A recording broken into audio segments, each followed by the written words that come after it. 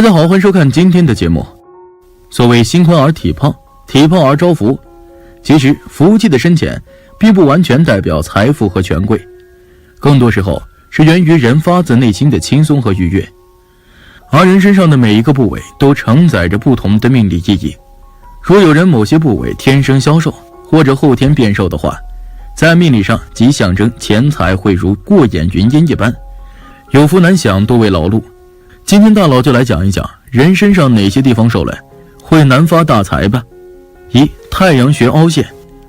太阳穴代表人早年的财库，若此处凹陷少瘦，则说明这类人30岁之前很难有所积蓄，而且经常会有经济方面的困难和压力，并且太阳穴位于夫妻宫，夫妻宫凹陷的人还应该要注意自己与伴侣之间的关系，有事多及时沟通，否则感情多为不稳定。二、后背扁平。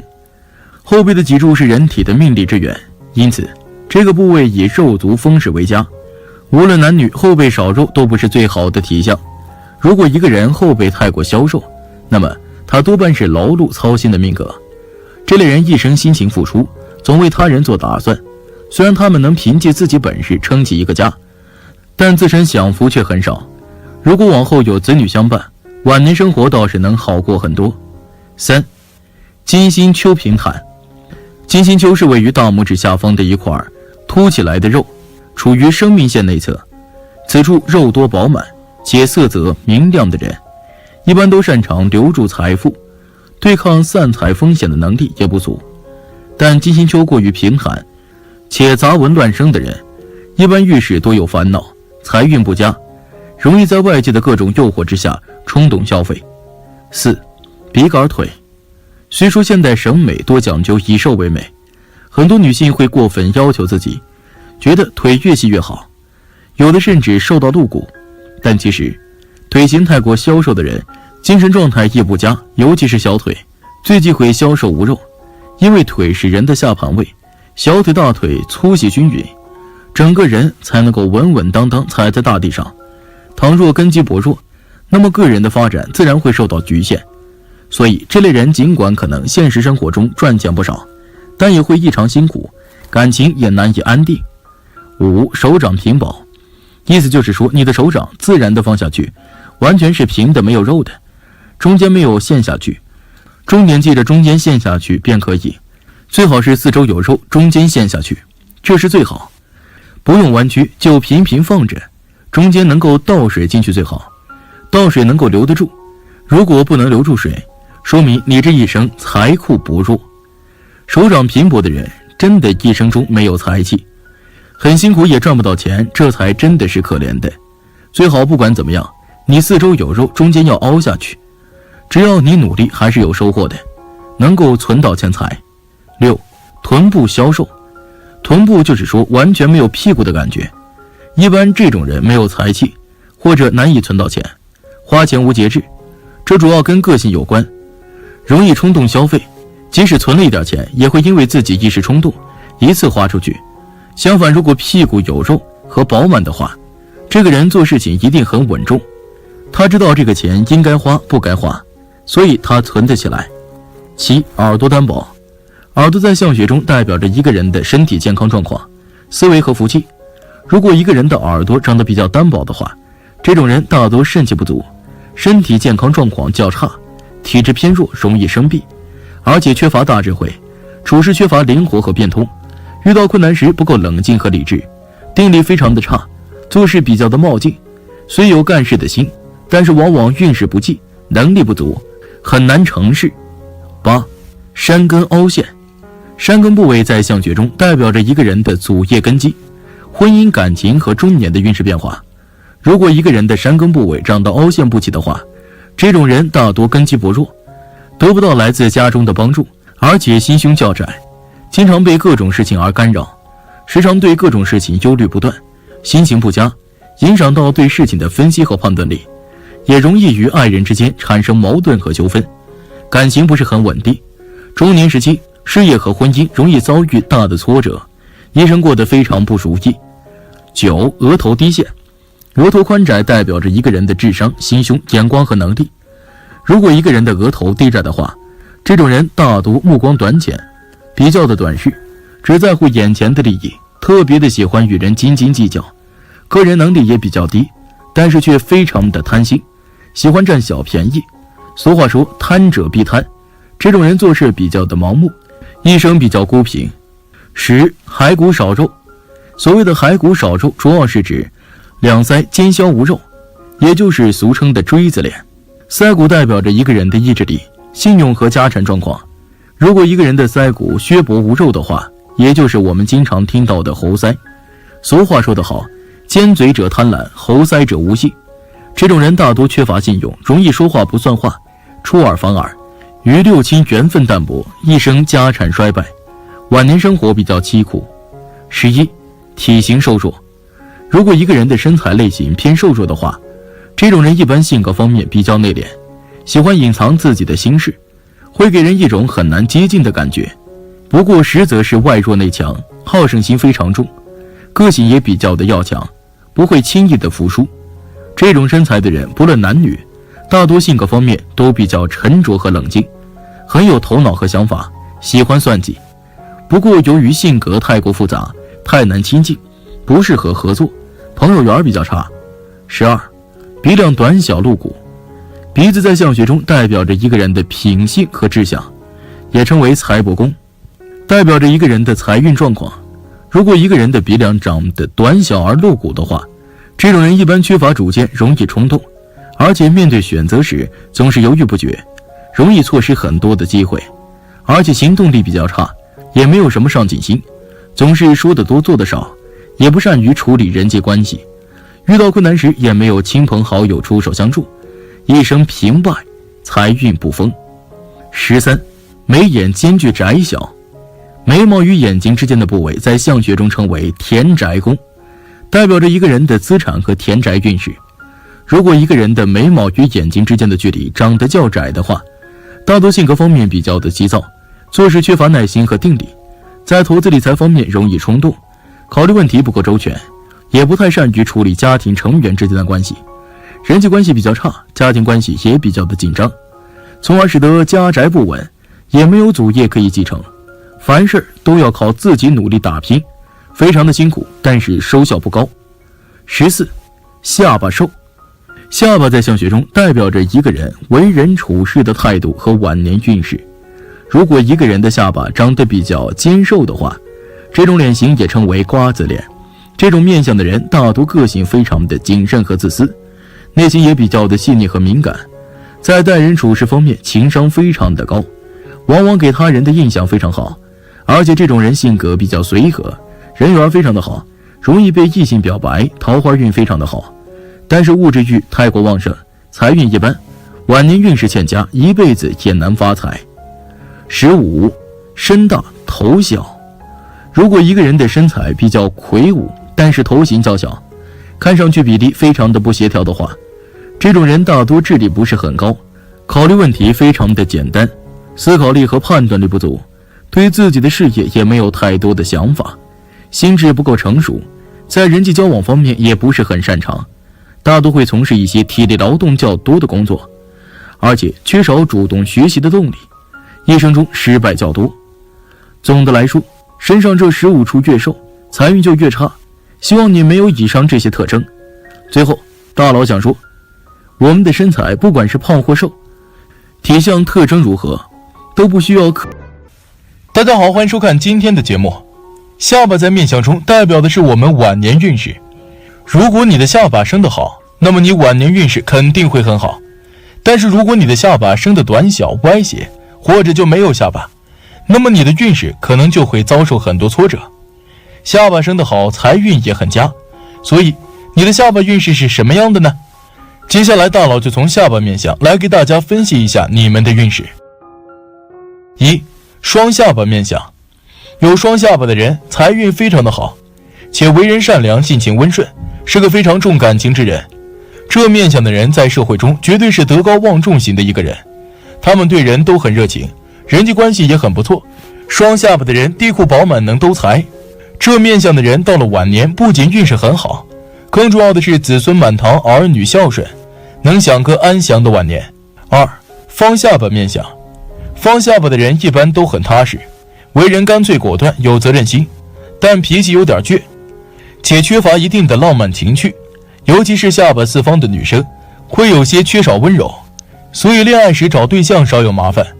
不过若遇到合适的，婚恋一般都能长久。在人际上棱角过于分明之人，往往有些尖锐，会经常得罪人，所以虽然在事业上颇有冲劲儿，但因为同时又缺少恒心，遇挫折后自救能力不强，所以很难东山再起。3. 翘下巴面相。翘下巴的人财运会很不错，有句老话就是下巴兜兜，晚景无忧，意思就是说翘下巴的人晚年必定是享清福的。翘下巴的男人有很强的自我性，他们不管做什么都会给自己设定一个目标，然后必定会达到自己所设定的目标，遇到什么都会坚持到底，且是一个非常懂得浪漫的一个人，总是会给另一半带来不一样的惊喜。此面相的人不仅财运好，感情也会很顺利。4. 下巴肉凹面相。有些人的下巴是有点内凹型的，这样的人是个非常富有艺术气质的一个人，他们内心有着丰富的感情，生活也是如此多姿多彩。这面相的人性格虽然温顺，但是很有韧劲儿，他们做事行动力非常的强，特别是适合做幕后策划者。不过唯一不足的地方就是下巴内凹的人不够阳刚，如果男人下巴内凹，那就会有一点懦弱的表现，不过这都是可以就这个改正克服的。5. 圆下巴面相。圆下巴的人面相看起来比较有福气，尤其是又圆又宽的那种，是我们常说的有福之相。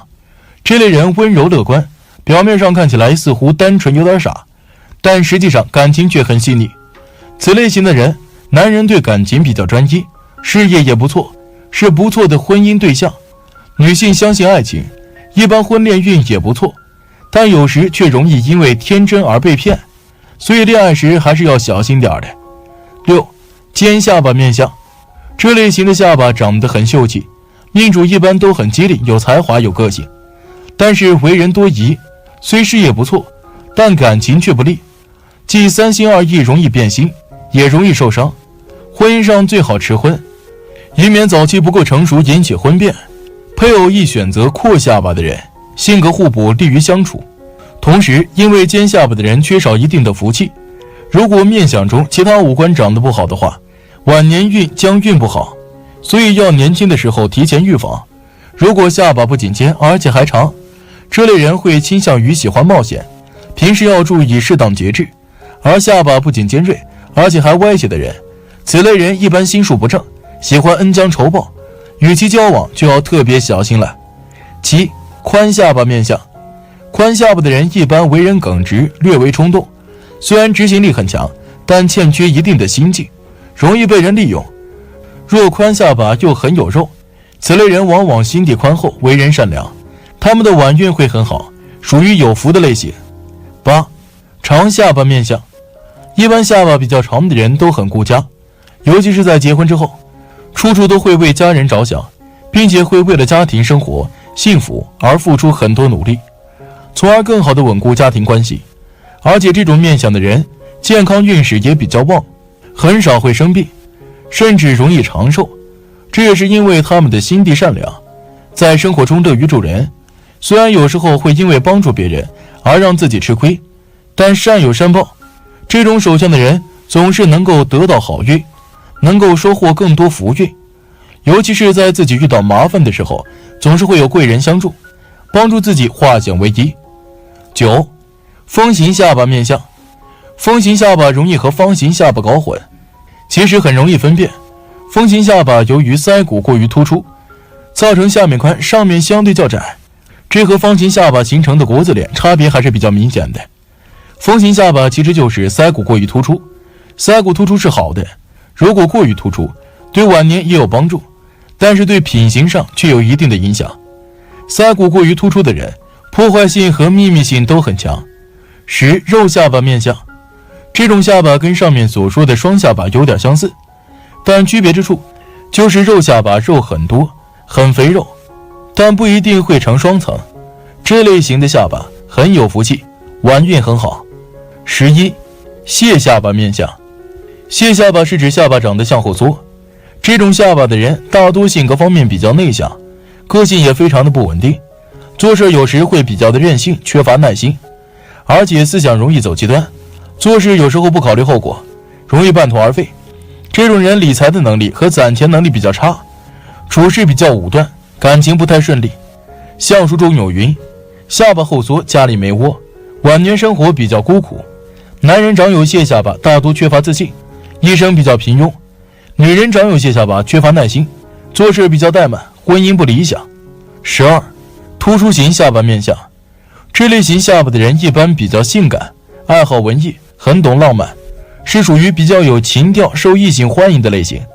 下巴突出又弯的人，自我性强，对于自己喜爱的东西就一定要得到手。13. 下巴露骨面相。下巴骨头突出的人意志坚强，特别能吃苦，但是如果腮骨都露了出来，这种人往往报复性很强，对待伤害自己的人往往很能下手。14. 刀子下巴面相。这种下巴又长又窄又薄，像一把刀子一样，属于晚运不好的下巴，晚景会很寂寞凄凉。15. 短下巴面相。这种也是不好的下巴，从侧面看几乎像没有一样。这种人往往重感情却任性，为人偏激，不懂世故，不够圆滑，也没有什么忍耐力，事业成功的几率不大，而且晚年态度孤寂，晚景凄凉。16. 下巴左歪面相。每个人的下巴都是微微向左或者向右偏，这是正常的面相，但是有的人下巴就是幅度较大的向左偏。这样的面相人性格会很执着于自己的观点，不会考虑他人的感受，一意孤行，不撞南墙不回头，喜欢拥有多位异性，感情生活丰富，但一生积蓄不多。17. 下巴右歪面相。下巴左右偏，与脸部有一定的比例，以对面粗看而不觉得偏为正常。如果明显看出下巴向右偏的人，这样面相的人做事武断，不能与人合作做事，行为比较霸道，并且会挑剔别人，而自己有做的不是很好，喜欢管人管闲事儿，身体呼吸器官会欠佳，追求异性会有所选择，并且善于使用手法，为人圆滑有辩解。18. 臀部下巴面相。臀部下巴表示下巴像臀部那样左右分半，下巴代表家庭，左右有分开的迹象，代表分家离婚。有这种下巴的人容易离婚或感情容易出现障碍，有这种下巴的人应该尽量晚婚，或购置2套住宅不定期居住，有破解的可能。19. 下巴有痣面相。下巴的痣大多都是好痣，在此长痣者一生不愁。大家好，欢迎收看今天的节目。我国民间一直有各种关于神仙的传说和文化流传着，不管是真是假，自古以来神仙在人们的心中地位都很高。在这些传说里，神仙也会下凡活动，有些心地善良的人还会受到眷顾，得到仙人的保护。那么在现实生活中，是否也有这样的事情存在呢？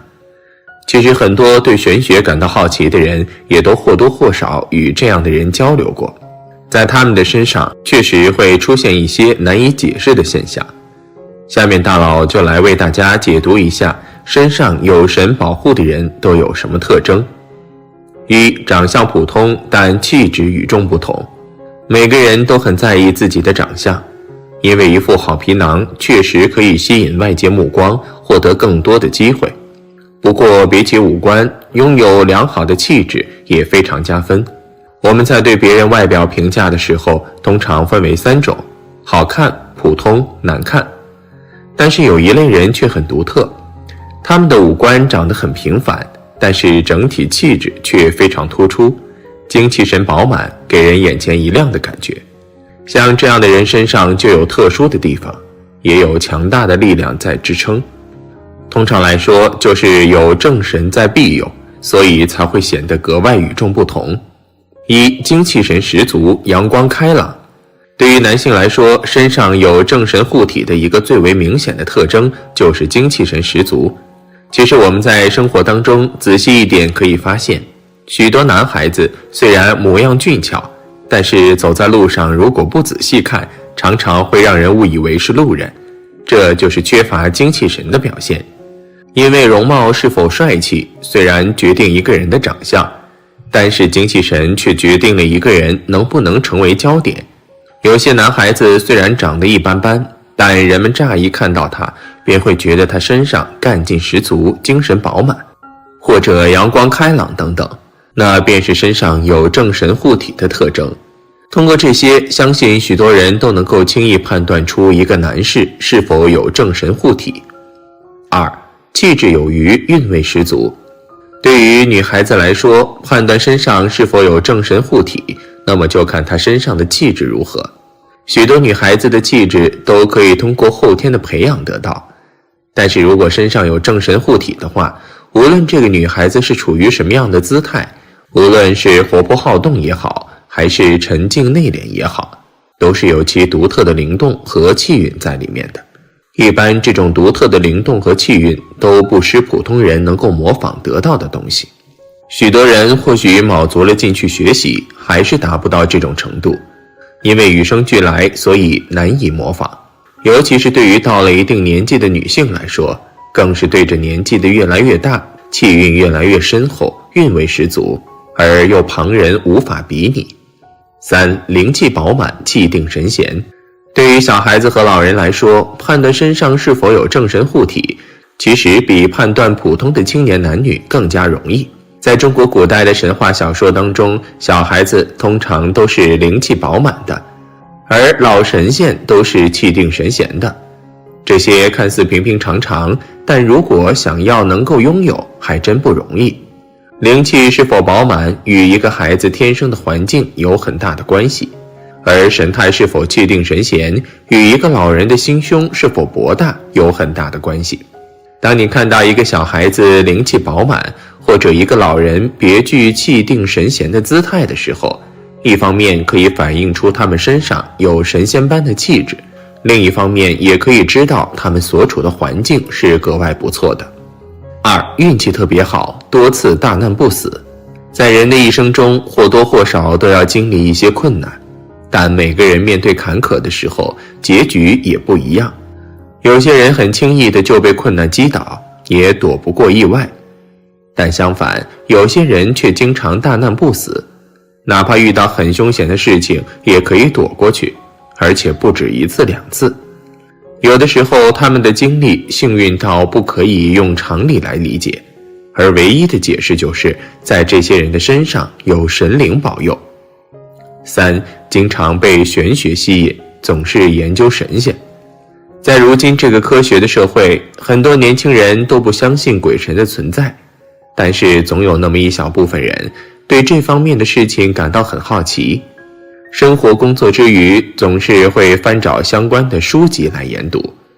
有一些狂热的爱好者甚至还开始修道，并且对那些身在佛门和道观中的人士相当感兴趣，对他们有着崇拜的心理。这些人的行为很不被理解，但恰巧说明了其身上有慧根，是受到正神保佑指引之人。4. 总是觉得周围有人，有时候还和自己对话。生活中人们常常会碰到一些难以解释的事情，比如经常被人提到的鬼压床。但是还有一类人却在清醒的状态下能够感觉到空气中似乎有人在与自己对话，而且其本人的倾诉欲望也变得非常强烈，有时候甚至会说出一些别人听不懂的话。像这样在外人眼里有些莫名其妙甚至可怕的事情，却在另一方面反映出了这类人身边有神灵的存在。5. 梦中学习仙法。本来你不是一个迷信的人，但是你在夜晚做梦的时候，却发现自己在修炼、布阵或者是降妖除魔。但是等你真正醒过来的时候，你却对里面的大部分细节都记得不是很清楚了。6. 嘴巴里面突然说出自己都听不懂的话。如果你上辈子是一个神仙，释放仙法就成为你上辈子一种本能的记忆，而其中施法的咒会铭刻在你的灵魂中，所以在夜深人静的时候，你突然很想说话，而且说出来的话你自己都听不懂，这有可能就是你上辈子会的仙法咒。7. 经常梦见飞翔。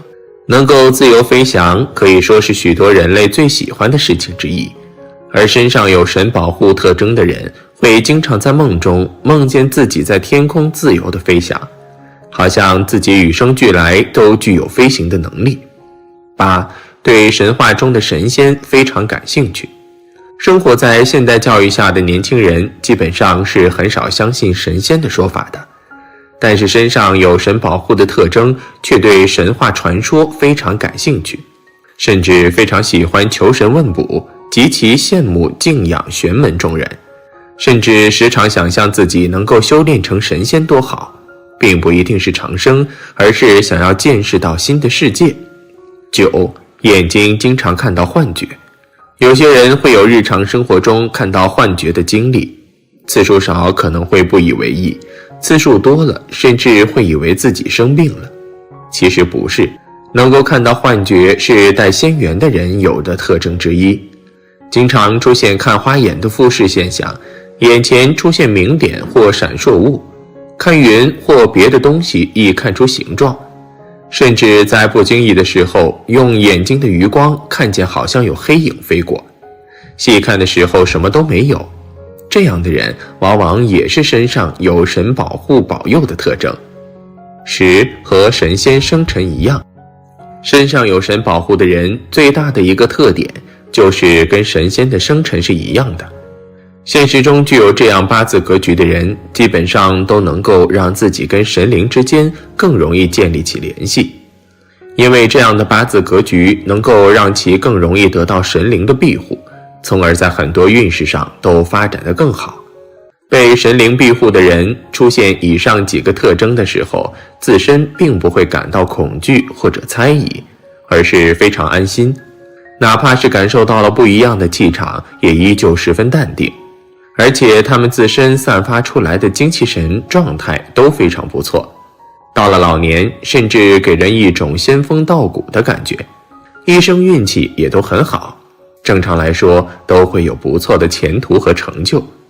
好了，今天的分享就到这里，愿您时时心清静，日日是吉祥，期待下次与您的分享。